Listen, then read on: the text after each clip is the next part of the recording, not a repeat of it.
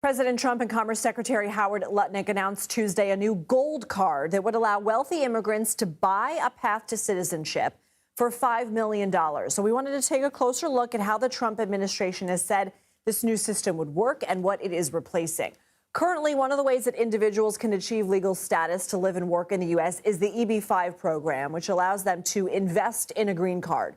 Those applicants have to invest at least $900,000 in the U.S., usually by funding a business, and create or save at least 10 jobs with this investment.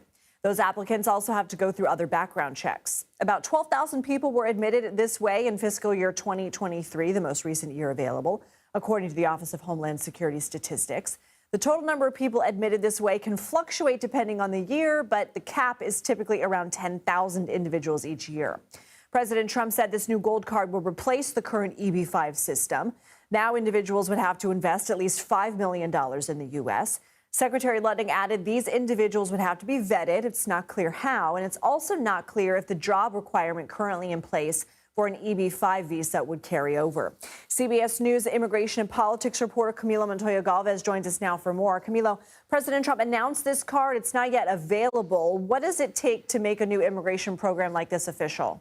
Well, Lindsay, every single immigration program that currently allows immigrants to get a green card or legal, lawful U.S. permanent residency was originally created by Congress and is outlined in federal law. And that includes the EB-5 program that is now at the center of this new announcement by the president and his administration. That was created by a law passed by Congress in 1990. And as you underscored, it allows foreign investors who agree to invest between $800,000 and $1 million in the U.S. and to create jobs here to get that green card. But those requirements are set up by the statute and cannot be changed or replaced without congressional approval. And so they cannot be changed or replaced by an executive action, for example. Again, Congress could potentially act, and after all, the White House and the Senate and the House are now controlled by Republican lawmakers. But as you know, Congress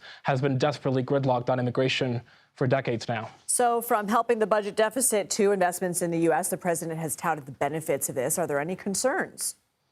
Well, yeah. So officials for a long time since this program was set up in the 1990s have identified instances of fraud.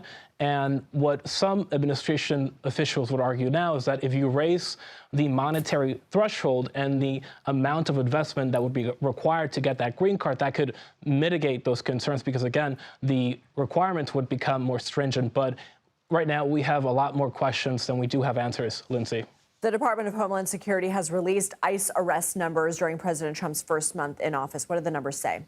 Well, look, U.S. Immigration and Customs Enforcement, or ICE, is now at the center of President Trump's promise to conduct what he has promised will be the largest deportation operation in American history. And we have seen the administration undertake policy changes to make more immigrants who are in the country illegally subject to detention, arrest, and potential deportation from the U.S. But we just learned that ICE, in the 30 days following inauguration, they carried out what are called at-large arrests, about 20,000 at-large arrests, and those are arrests in communities versus transfers from local and federal criminal custody, like inmates who then are transferred to ICE custody because of their immigration status or lack thereof. And so that is compared to about 33,000 at-large arrests during the entirety of fiscal year 2024 during the Biden administration. So there has been a notable increase in these at-large arrests. But my questions right now, we still need answers to those questions, is how many of those people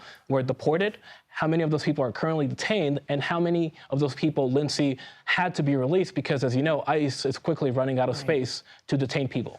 Camilo Montoya-Galvez, thank you for joining us, as always. Thank you.